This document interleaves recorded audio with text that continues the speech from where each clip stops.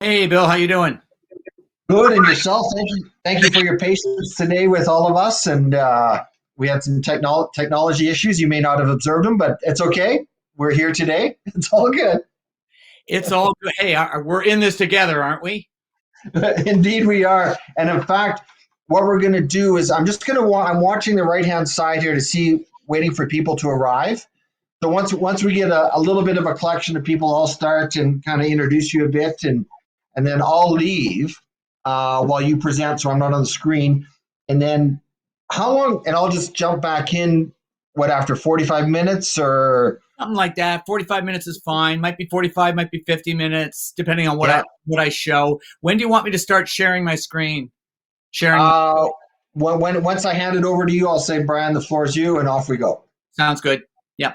Looks like we've got lots of people have just arrived. So welcome everyone. Welcome to our last keynote speaker of the live keynote speaker of the day, and also our first one. We had some technical issues this morning, so Amber Mack's presentation has been recorded, and we will make it available to you today. It's uploading. We hope that it will be available to you right after this session, so you can learn from Amber Mack some of the great things she had to say. What I did want to point out to you, on your right-hand screen, you see a little text box, and we see a couple little heads, and then there's three lines. And that's a place where we can do a little poll. So you can see over there, our question for right now is my favorite CBC radio show is, and you've got 5 options. So take a pick, and we'll come back to those to see what the answers are. We think we know what the answer will be.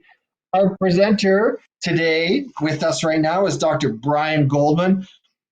Extraordinary presenter, extraordinary human being, generous, kind, smart, and influential. It's really, we're honored to have you here with us, Brian, and thank you for choosing to share your insights with us today. And for those that may not have heard of Brian, which, he's kind of odd because he's a household word in many households across this country and the nation. He's the host of CBC's award-winning show, White Coat, Black Art. And you hear people talking about that all the time. It's incredibly insightful. He's been a health reporter for, it's a long list here, The National, CBC, The Health Show, and he's been he's a production executive with the Discovery Health Channel, Canada's only 24-hour channel devoted to health programming. He's also an author. He can write books, 3 of them: The Night Shift, Real Life in the ER, The Secret Language of Donors, and his most recent book, and one that probably has a lot of relevance for all of us today, is called The Power of Kindness. And he's going to speak to us about a whole variety of things. It's buckle up because it's going to be interesting. It'll be thought-provoking. Brian is going to chat for a while, have a conversation with you, and then we'll come back to a live Q&A towards the end. So with that, I'm going to say, Brian, thank you, and the floor is yours. Thanks, Bill. Thanks so much for that kind introduction. You obviously don't have to learn anything about kindness because I could probably learn a lot from you. And, as for glitches and stuff, we are all in this together. We're dealing with this pandemic and we're just rolling with it as we go. So hopefully my presentation will work now. I'm going to share my screen. And where are we? So, let me see. I got to go back to my presentation, which I'm going to switch over to slideshow mode, which is there. And hopefully you are seeing my slideshow. And of course, if not, I'm going to hear a voice saying, Brian, we aren't. Anyway, I'm here to talk about empathy and kindness with special emphasis on the trials and tribulations of either being a senior or loving one and trying to take care of one. And I'm going to talk about empathy and kindness. I'm going to talk about how it relates to COVID, how it relates to healthcare, and I'm going to close off. I'm going to talk about some of the reasons why we might have difficulty being kind during the time of COVID and other times as well. Why healthcare professionals, as kind as they are by birth, may find the system makes it difficult for them to be kind, their kind to selves. And then finally, we're going to turn it over to some of the things that you can do right now in the here and now to be your kindest self. I'm going to begin with a story. This is the story of a 68-year-old woman at the end stage of multiple sclerosis who was brought to the emergency department. This happened a long time ago, about a quarter of a century ago, and her family had been taking terrific care of her at home. And they had reached the point where they had an inkling that she was at or approaching the end of life. And like a lot of other families, they didn't know what was going to happen next. They did not want to accidentally or inadvertently preside over her death or to precipitate it. They asked for guidance, and so they asked that she be admitted to hospital. And the emergency physician who saw her did not refuse the request, but we have this thing in healthcare in the emergency department called triage, or sorting by the sickest patients. And every time a sicker patient came to the emergency department, they jumped to the top of the queue because, this patient was not at death's door. She was not dehydrated. She wasn't suffering from sepsis or pneumonia. She didn't need intensive care. She did need to be admitted to hospital. And so she kept going lower and lower in the priority list. And every time the emergency physician came by the cubicle, one member or another of the family would ask a question. When will my wife get a bed? When she's seen by the internal medicine team? When will she be seen by the internal medicine team? I don't know, said the emergency physician. Can you guess? I don't know. And this went on and on and on for hours, many hours. And at one point, the emergency physician, who continued to be in charge of this patient, came by the cubicle, and the daughter of the patient raised a Spockian eyebrow and asked the emergency physician, did you actually make the referral? And that emergency physician did something very uncharacteristic for him. He snapped at them. Maybe it was the stress of saying, I don't know, so many times. But, he didn't yell. He just said, I did what you asked, and walked away. And, eventually she was seen by the internal medicine team. She was eventually admitted to hospital. And sadly, but not surprisingly, she passed away a few weeks later.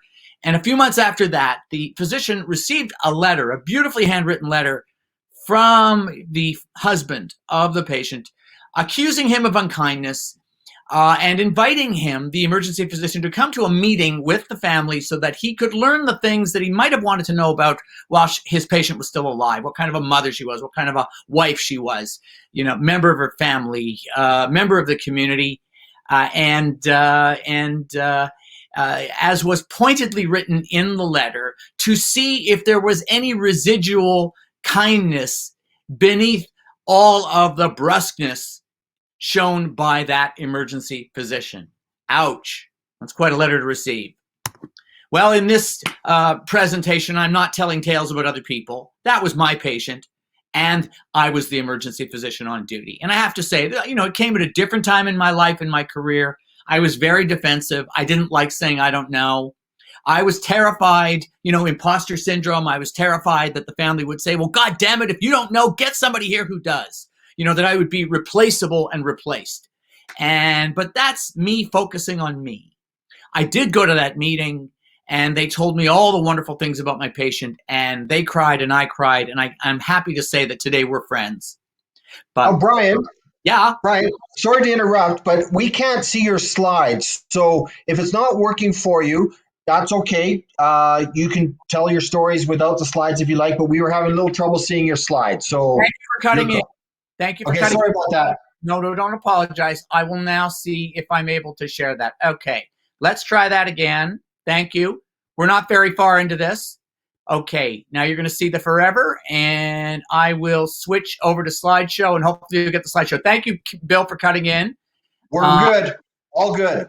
Okay, so now you're seeing my slide deck, but now we're going to put it into slideshow mode. There you go. You see it? Okay, hopefully everybody's seeing that now. Can you see that now, Bill? Okay. All right. So that was my patient. And we came to a modus vivendi.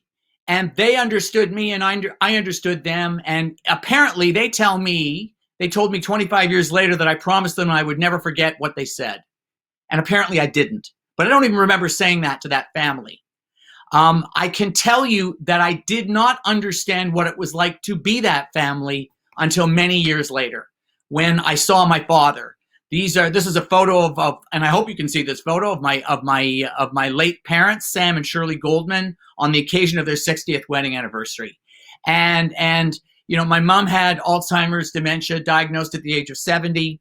My dad spent 15 years providing loving care to her.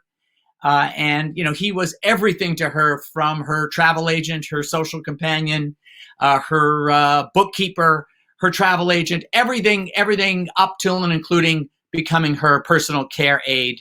And I remember the day that she was admitted to hospital with severe dehydration, and the internal medicine team read the riot act to my dad and said, you can either preside over her death or she can live on in a long-term care facility.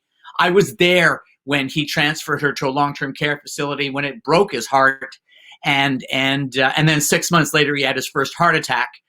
So it physically broke his heart. And then for the next 2.5 years, he suffered a series of terrible losses: loss of agency, purpose, ability to drive a car. He ended up in a retirement home. Not that there's anything wrong with that, but it was a gradual series of losses until, one day I took him to see my mom. At that point in her dementia, he was the only one who could get a reaction out of her. That was the first time he didn't. And I remember that stony look on his face as I walked with him out of the long-term care facility where my mom was admitted, and I knew he'd thrown in the towel. I didn't realize just that he would die a week later, and he did, of a heart attack.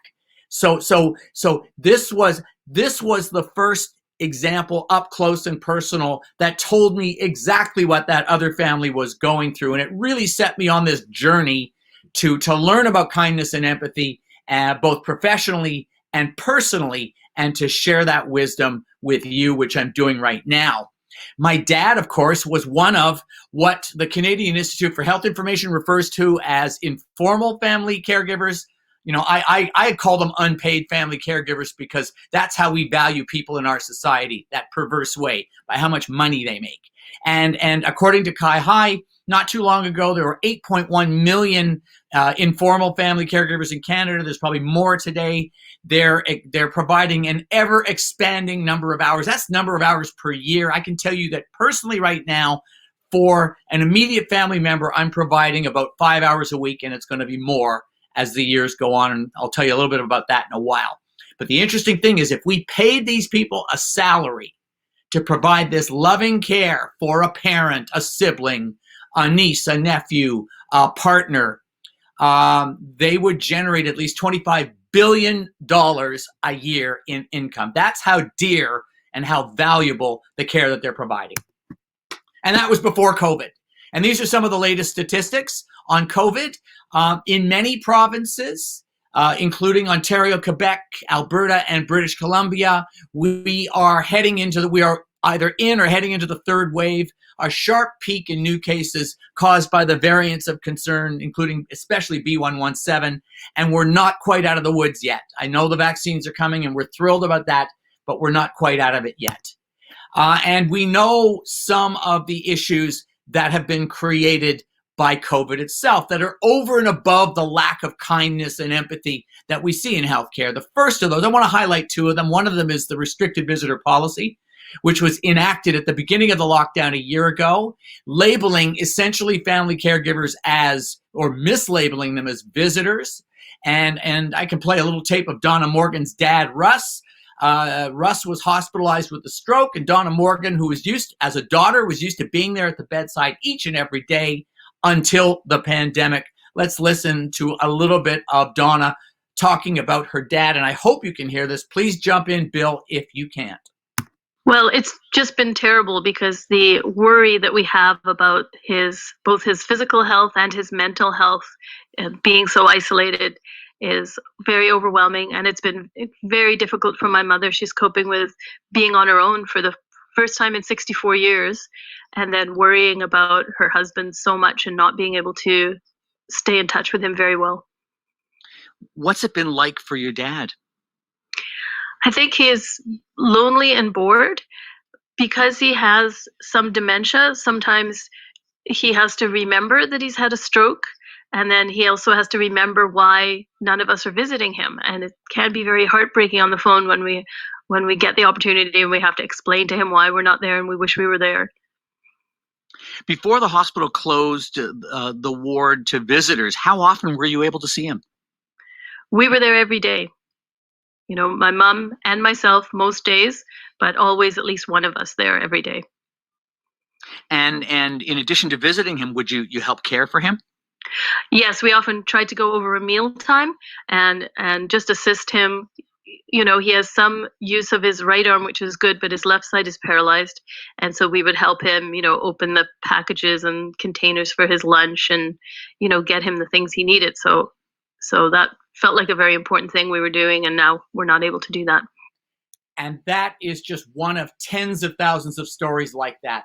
Here's another impact of the pandemic: delayed surgeries and cancer treatments. This is a photo of Sydney Loney and her two kids. Sydney Loney found out she had breast cancer in January of last year and spent many, many months waiting for her diagnostic workup for breast cancer. She did finally go through the workup, but it took much longer than it would have had it not been for the pandemic. The Canadian Medical Association estimates that it'll cost $1 billion to work through the backlog, and it's probably much larger now because that figure is from September of last year, to work through the backlog of delayed MRI, CT scans, and surgeries that have been delayed by the pandemic. So let's, before we go too much further into this conversation, let's have some definitions. Sympathy, and by the way, some of these definitions make no sense at all, but just go with them. Sympathy should mean feeling the same thing that somebody else feels, but it has devolved into a superficial gesture of concern that's extended by somebody who has no emotional stake in your distress. You know, people often say, I don't know what to say at a time like this. I'm afraid I'm going to upset the person. I'm afraid that I'm going to put my foot in my mouth, or I'm going to make a fool of myself. That is self-preoccupation. And when you are self-preoccupied as you want to extend sympathy to somebody else, that means you're going to have a hard time empathizing with them. Not that we want, you know, when somebody is bereaved, we don't necessarily want to empathize with them because it's painful. And so we have these expressions like sorry for your loss, I feel bad for you. And really people who have undergone a terrible loss really only want you to be there and to say, you know, something that says, I see you. And to be someone to listen and not, you know, gently encourage them. Aren't you feeling better by now? Or try to solve their problem by saying, one day you'll see this was a blessing in disguise. They don't want to hear that. They just want you to be there with them and to see them as they are in their distress. Empathy is what we're talking about. Empathy, for our purposes, is the capacity to imagine what it's like to be somebody else and not have it govern your actions, but have it inform your actions. And it doesn't mean that you feel their pain, because, you know, if an orthopedic surgeon felt the pain of her patients postoperatively following knee replacement, she'd probably quit that day. So we don't want that among healthcare professionals, but we do want them to have an appreciation of what it's like to be on a corridor, you know, on a stretcher in a corridor in the emergency department. Of course, that's not happening so much during COVID, but it certainly happened before, and I'm sure it's going to happen again. And to be able to know, hey, this sucks. This is terrible. We've got to do something about this. So what is it about empathy that's so important? The ability to imagine what it's like to be somebody else, which we're born with, is what propels us to the next phase, the doing phase of empathy, which is compassion. That's what you do with knowing what it's like to be somebody on a corridor, on a stretcher in a corridor in the emergency department, or to be that loved one who's been shut out of the long-term care facility or the hospital because of draconian visitor policies during the pandemic. Then there's kindness. You know, people have asked me, why did I name my book The Power of Kindness? Simple answer is marketing. There were 75 books on the bookshelf about empathy and very few about kindness. And then I found out there were some interesting things about kindness, the word kindness. Kindness, means some nice things like being compassionate, friendly, generous, but it also comes from the same root English word that refers to kind, as in your kind versus my kind, which gets us into the subject of us versus them, which is the flip side of empathy and what I'm going to talk about just now. So first of all, the good news is that we are hardwired to be empathic. And that hard wiring occurs or gets enacted at near birth, the birth of our children. When we look into the eyes of our children and they look into our eyes, even though they can't see, we smile at them, they smile back at us. We babble with them, they babble with us. And then as they form words, we share words back and forth, and we begin to sing together and play together. And this is the basis of attachment. It's also the basis of connection between human beings, between therapist and client, therapist and patient. And it's called synchrony, behavioral synchrony. And I can tell you that empathy is baked into our DNA, and it's in our brain cells. We actually have brain cells that are equipped to not only know what it's like to carry out an action, but to observe another person carrying out the same action. We also have these dual purpose brain cells that when we taste something awful, we make that face and the gustatory parts of our brains light up. Well, if we watch an actor who makes the same face, then the same parts of our brain light up. And neuroscientists believe that's the seed of empathy, the ability to put ourselves in somebody else's place. So we've got that. Why do we have empathy? Why has evolution favored empathy? Because we'd have killed ourselves eons ago if we couldn't empathize with one another. With empathy, we're able to take care of our children. We take care of other people's children. We build communities, we build countries, nations, and a social fabric that we are benefiting from. Of course, the good people of Saskatchewan know a whole heck of a lot about Tommy Douglas and the beginning of Medicare, which really is empathy on a massive scale.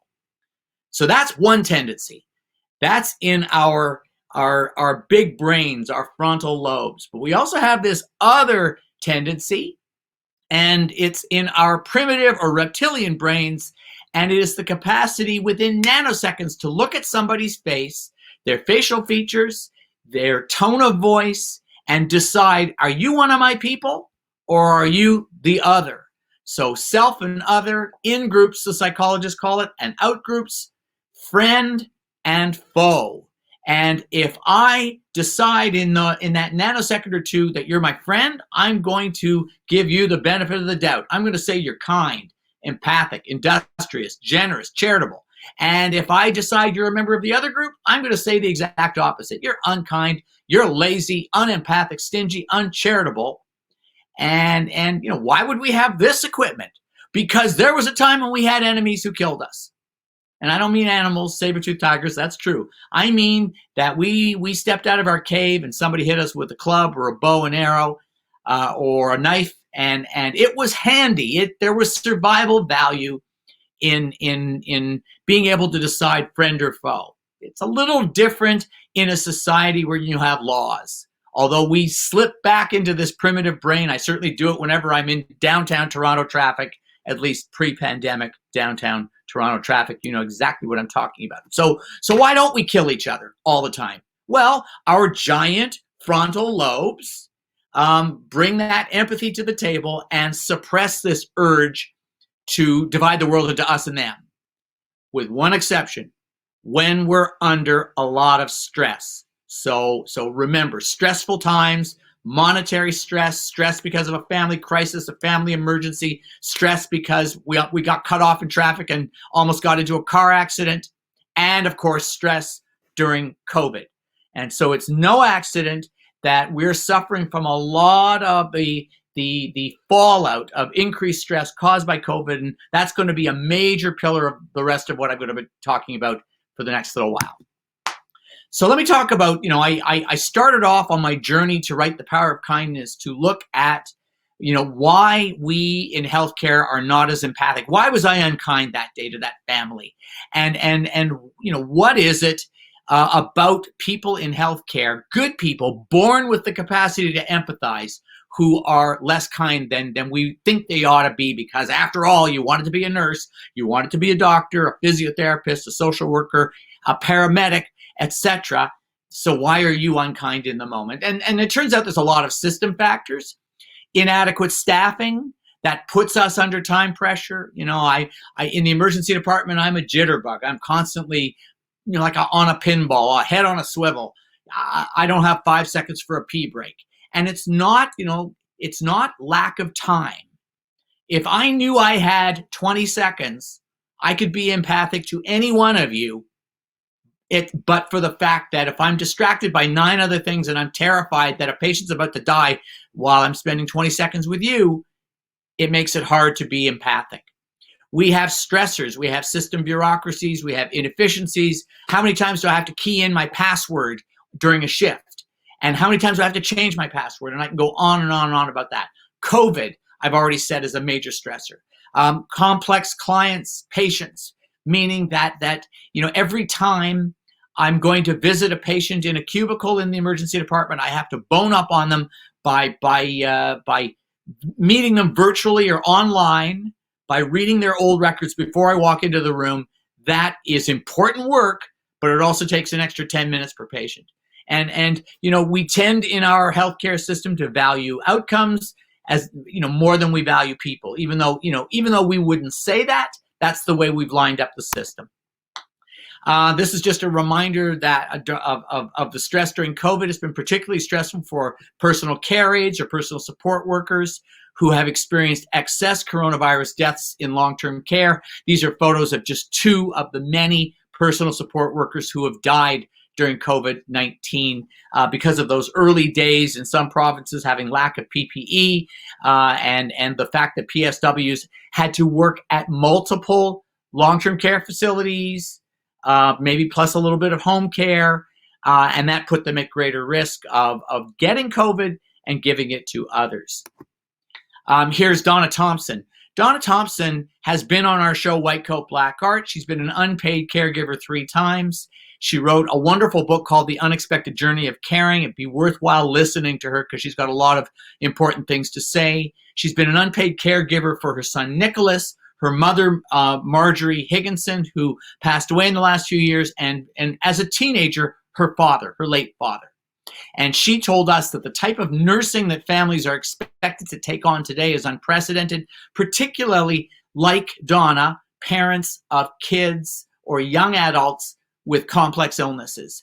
And there is no upper limit to what families will be expected to do in cases of complex care. In fact, there's a group of mothers in the Ottawa area who set up a Facebook page and they called it One More Thing, which was an ironic nod to the fact that they're constantly being asked to do one more thing. Oh, it's just one more thing.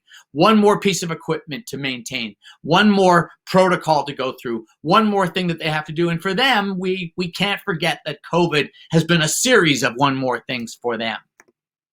This is Dr. Samir Sinha, one of Canada's premier geriatricians. He's the geriatrician in chief at Sinai Health System and University Health Network. He's the architect of a proposed national senior strategy. And he said, and I'm quoting here, we're already paying the costs of not actually meeting the needs of caregivers. And those costs are only going to increase on a massive scale unless we are more proactive now. And he has said his sense is that what unpaid caregivers want is some financial support and an opportunity for respite so that they can stave off burnout. Speaking of which, certainly we know that healthcare providers like me are at risk of burnout, while so are the people who provide care for loved ones who have complex needs, who are frail, who are seniors with dementia. And this is just some data that has to do with the impact of caring for a loved one with dementia.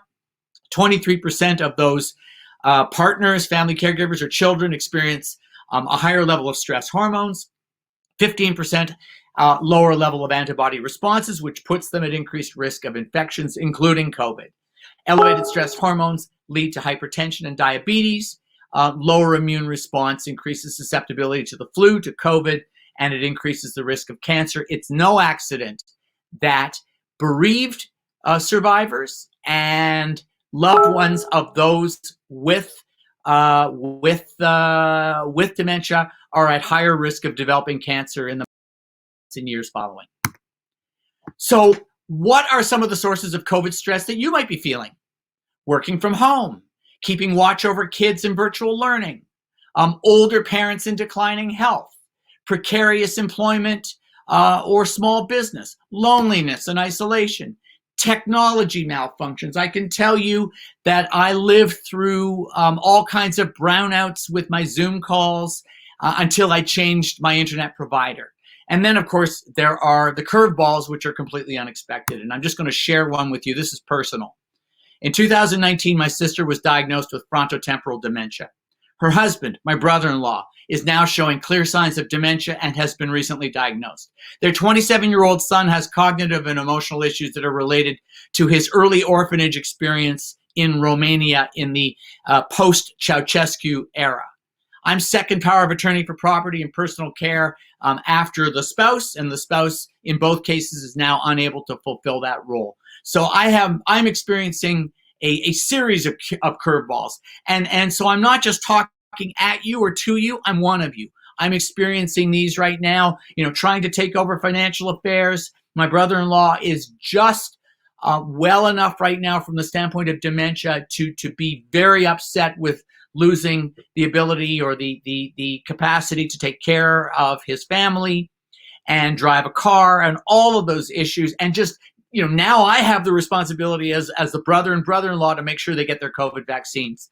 My sister, who was diagnosed with dementia a year and a half before he was, my brother-in-law, has really essentially been receiving no care until I started to get involved and started to line up a mix of publicly and privately funded care for them. And so what is the impact of all this COVID stress on you, on me?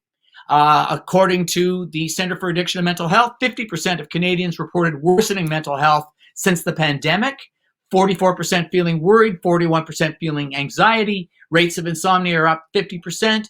And I can tell you that experts are starting to refer to this as what will be the fourth wave of COVID, this massive mental health crisis that we are on the cusp of if we're not in it already as a direct result of the pandemic and all of the isolating factors that I've already started to talk about. Substance use. 25% of those aged 35 to 54 and 21% of those aged 18 to 34 have increased their alcohol consumption. CAMH also found 25% had been binge drinking at least once during the past week. So for men, that's 5 consecutive standard drinks in 2 hours. For women, it's 4 consecutive standard drinks in 2 hours. Why is it a smaller number? Because for physiological reasons, women can consume less alcohol and have the same impact on their bodies as men.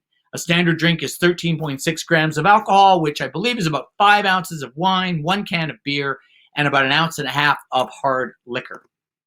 Now, I want to take you on a little bit of a trip around the world to meet 3 people I met during the research of my book, The Power of Kindness, starting at a Tim Hortons in southwestern Ontario, where I met these 2 individuals. On the right, Mark Wafer. On the left, Clint Sparling.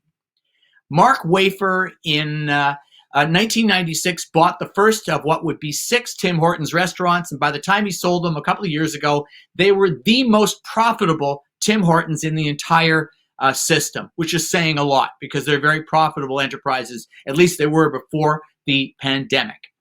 And the first day that he took over ownership of that first Tim Hortons in Scarborough, which is to the east of Toronto, in walked Clint Sparling.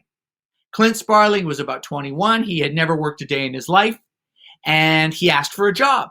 And Mark thought to himself, I don't know if he can work here at Tim's, but if I don't give him a shot, nobody will.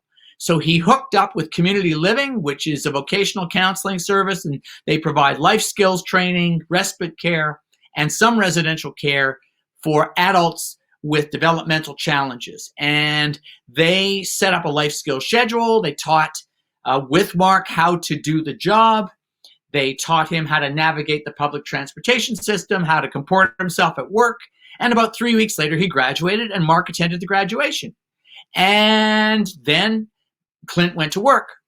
And Clint, started off sweeping the floors and cleaning tables and emptying the garbage. And he graduated to higher and higher responsibilities until he was operating the industrial dishwasher, which, as Mark quickly points out, is a very finicky and very complex piece of equipment, and he does it quite well.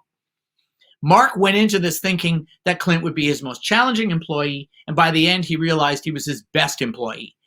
Clint arrived early and left late. He wore his crisply pressed uniform with pride. He was a joy to work with. He was great with coworkers. He was great with customers, and so Mark hired another and another and another person with challenges, and it didn't matter what kinds of challenges they had, sensory, emotional, physical. What he would ask them to do is, you show me, here's the work, tell me what you want to do. They would tell him. He would say, here's the work environment. Tell me how you take as much time as you need, and then come and tell me how you're going to do the job. And he said many times he believed they would not be able to find a way to do the job, and he was almost always proven wrong.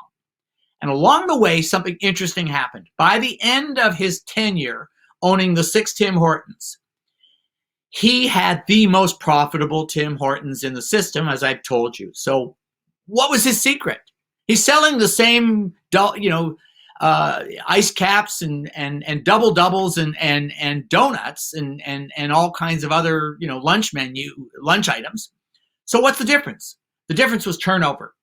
At your average fast food restaurant, the annual turnover is 125% per year, which means that whoever's working there today will not be working there in a year, with some exceptions.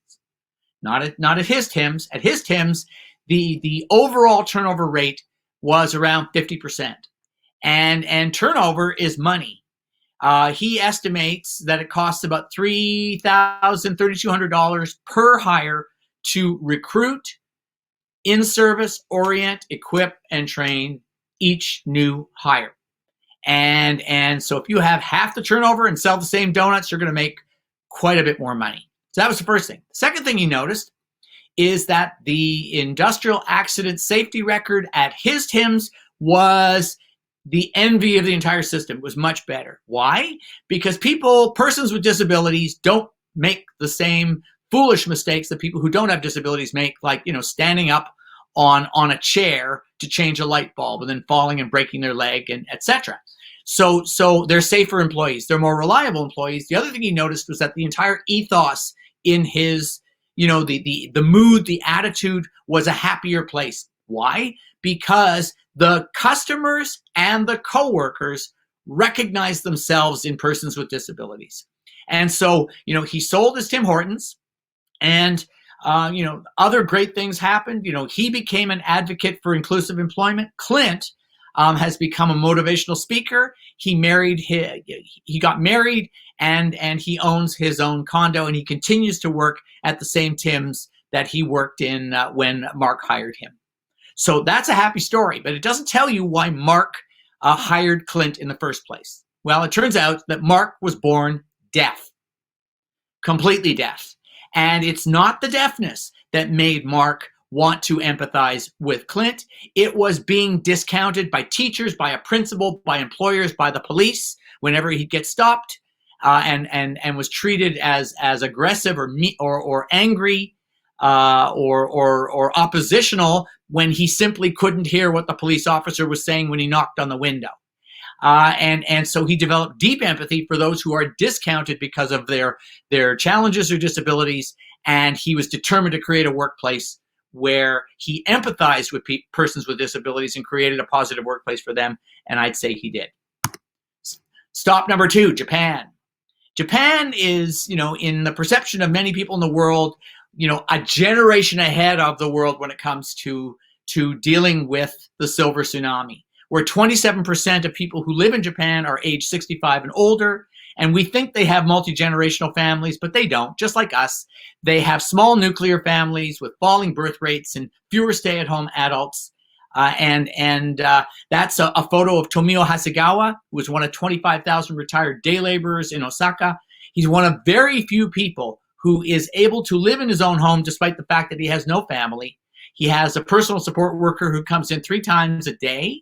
And unfortunately in Japan, as Michihiko Tokoro says, he is a sociologist in Osaka, that by 2025, Japan will be 1 million personal care aides short. They're as unprepared for the senior tsunami as we are here in Canada. So in Japan, they have a more insular culture. They allow guest workers to come into the country for 3 years, but after that you have to leave. And so they don't have a culture of offering citizenship to new arrivals from other countries whose entry point would be as a personal support worker under, a live-in caregiver program such as we have in Canada. They don't have that kind of a program.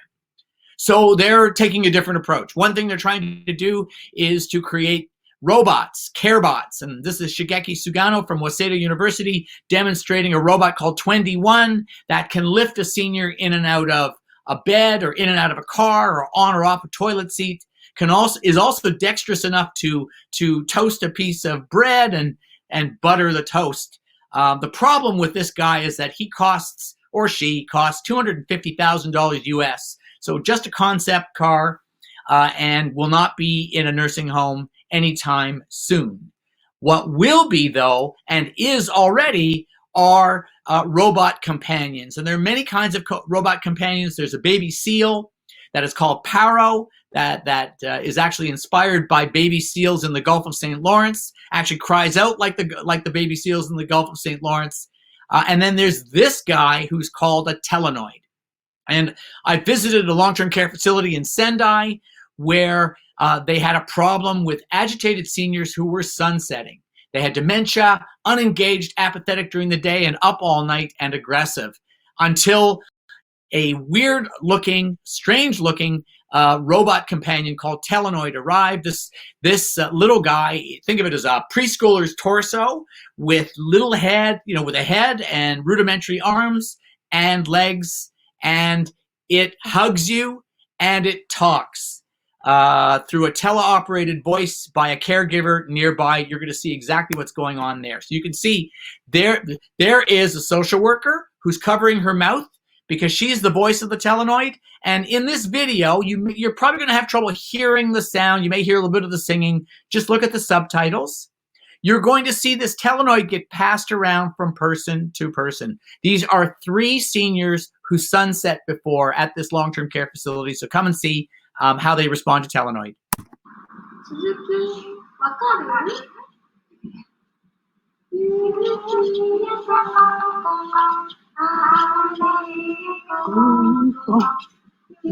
See, she's singing along. And they talk to each other.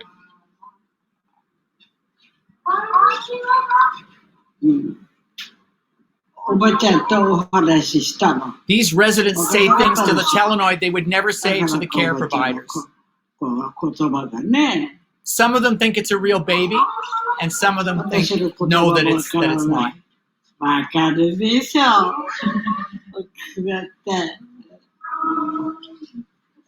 This one's singing too.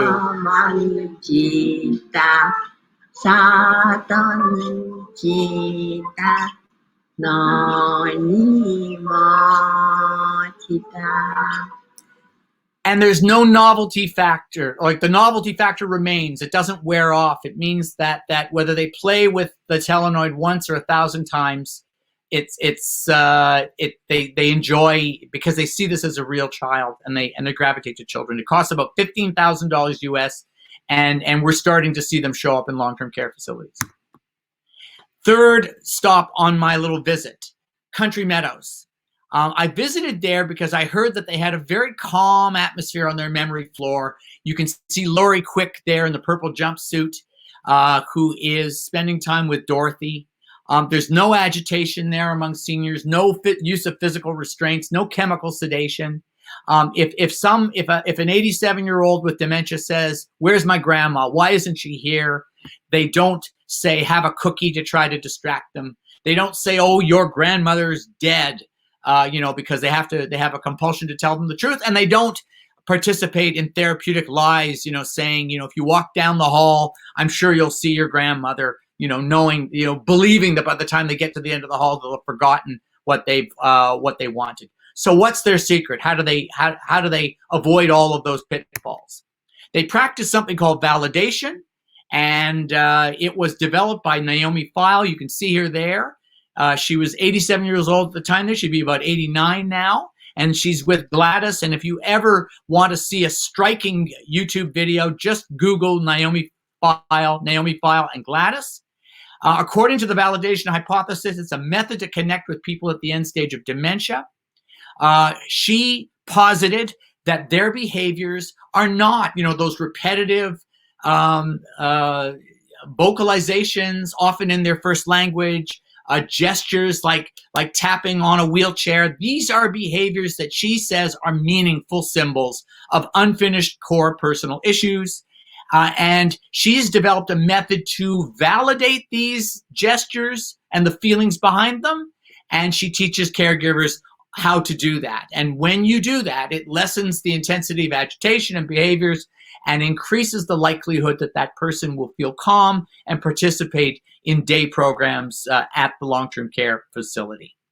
Naomi File, how did she learn? Where did her empathy come from? Well, it turns out that she and her family escaped Nazi Germany in the late 1930s, and they landed at a long-term care facility called the Montefiore Jewish Home for the Aged in Cleveland, Ohio. Her dad was the director, a psychologist. He was the director of care. Her mother was the first social worker assigned to a long-term care facility in all of America.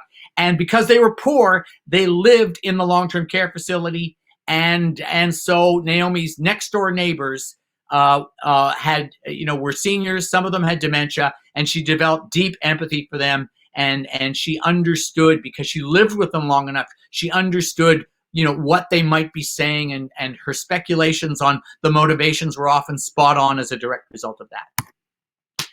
As I come to near the end of my presentation, I want to show you some ways to become a kinder person in the next 7 days. The first thing is, just as on an airplane, if life is like an airplane, when there's a sudden drop in cabin pressure and those oxygen masks drop, the first thing that you do is put the mask on yourself before you attend to other people. So take care of your own physical health. Try to eat right, exercise right, try to get enough sleep if you can. Emotionally, trying to practice gratitude instead of ruminating about bad things or worrying about the future. And to do that, you have to try to anchor yourself in the moment. And there are ways to do that we'll talk about the next couple of minutes. Practice self-forgiveness. Practice self-compassion. Have you ever looked in front of a mirror and said, I forgive you, if you snapped at somebody or if you weren't your kindest self at that time?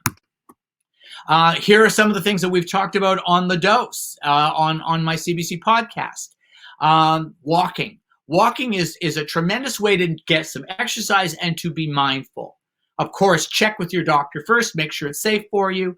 You're aiming for a somewhat vigorous walk, 5 to 7 kilometer per hour pace. You're not just strolling, because you want to get some aerobics out of it.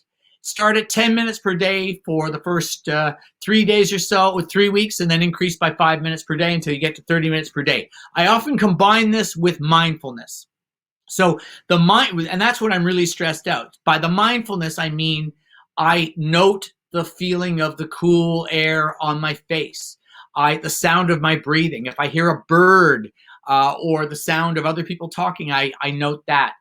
When there was still snow on the ground, the sound and the feeling of the snow crunching against my boot. All of these anchor you to the moment. And when you are anchored to the moment, you find it's like magic. You can't worry about the future and you can't regret the past because you're anchored to the moment. For inspiration, we had on White Coat Black Art a few weeks ago. This is Sheila White. Sheila White is 97 years young, and on the show she talked about the value of walking. I'll see if you can hear that.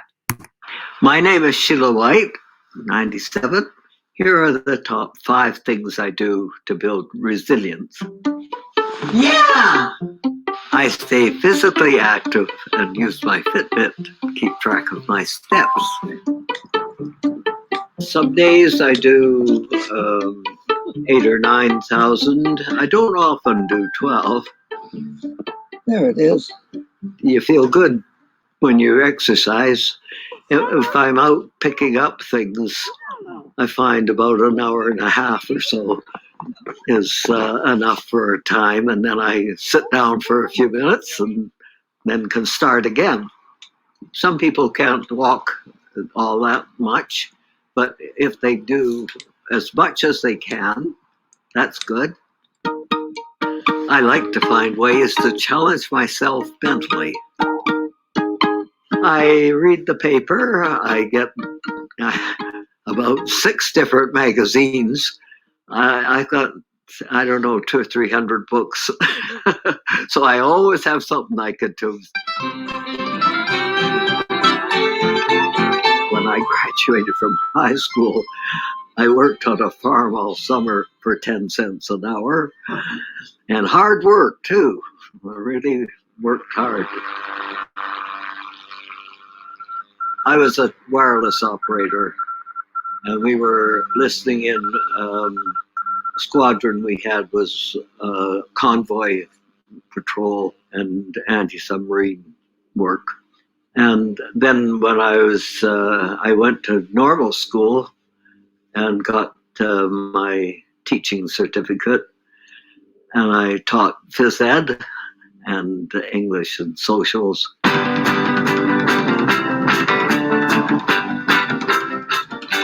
I nominated myself and ran for council.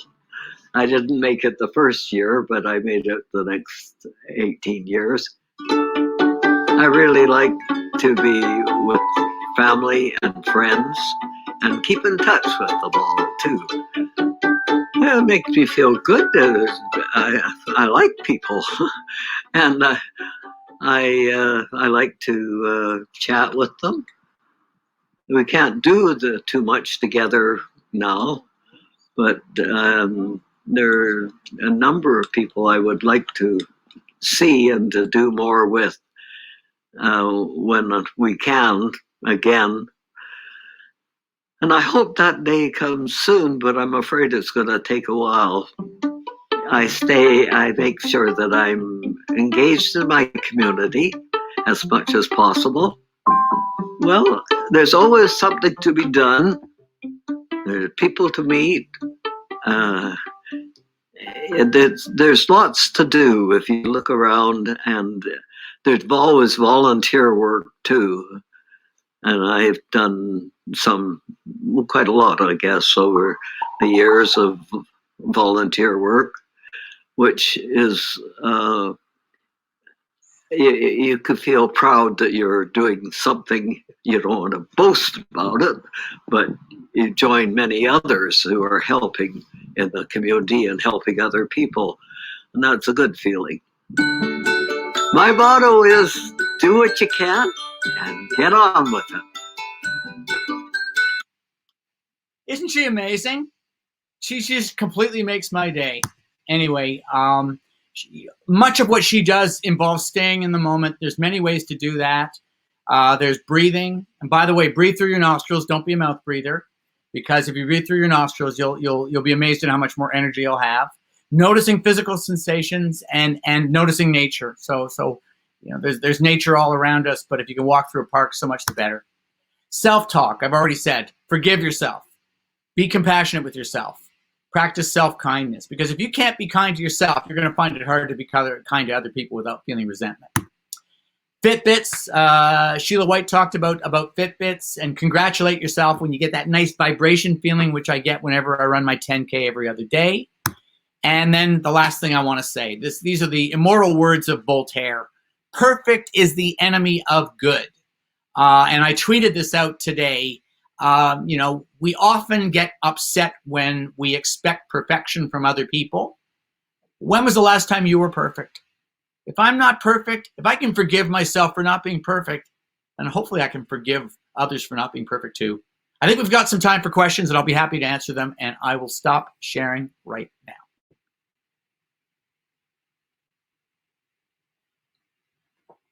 And there you go. Oh, lots of questions. Hey, Bill. Hey, Brian. My gosh, that was, I'm not going to restate what you said, but I will say, that was gripping. It was inspiring. We cried, we laughed, and, thank you to you for for the stories you shared. You started with the story of your parents, and then your sister and your brother-in-law, and then Clint and Mark, and you close with Sheila, and it's the stories of the people. She's amazing, right? And yet everything you spoke about was just so real, and it just you can see the comments saying excellent, amazing. So if you don't mind, could I ask you just a couple of questions from some of the things you shared? So one of the ones I want to come back to is right near the beginning. You had a really emphatic and marginally dramatic statement about the importance of essential caregivers being classified as visitors. And many of us, we work with this, we wrestle with it because we're afraid of something coming in. Yeah. We have to trust people. And yet we all know intellectually and in our hearts that human connection is so important. What would you say to encourage us to help figure that out, balancing the risk against the value? Like I don't know if you draw a line, but what do we do here? Help us out, Brian. So first of all, we can, I think that we have to cut everybody's slack for being terrified on the first day of the pandemic. A year ago, I think it was fair to say, we don't know what we're dealing with. We don't know how airborne this is. And we don't know how much this is going to spread inside hospitals. But a couple of things happened. The most important thing that we learned about was that if there is adequate PPE, if people do wash their hands, wear masks properly over their nose and mouth, practice physical distancing, learning the doffing and donning procedures, that there was very little, relatively speaking, very little transmission in hospital from person to person.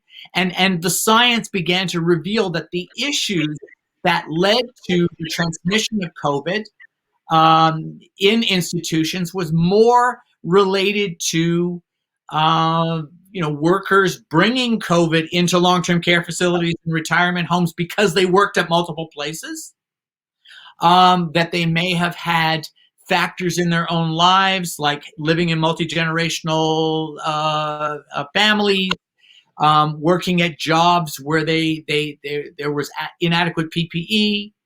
And so the science began to show us that those essential family caregivers, if properly trained and properly equipped, would not be bringing COVID to their loved ones and would not be starting outbreaks in hospital. You could, but first of all, it began with, my hat's off to Julie Drury, who has been a passionate patient and family advocate. And she was one of the first people to reframe visitors as essential family caregivers. And she pointed out, as her daughter Katie, who died a few years ago, has very serious complex illness. And as she has pointed out, and many other parents have pointed out, parents of complex children, they know far more about PPE and about infection control than a lot of frontline healthcare workers because they feel as if they have to do that to keep their kids alive, to keep their kids safe. So the idea that we couldn't train them to use PPE properly, to screen themselves, to be screened at the front door, to be careful to make sure that they didn't have too many social contacts when they were away from their loved one was ridiculous.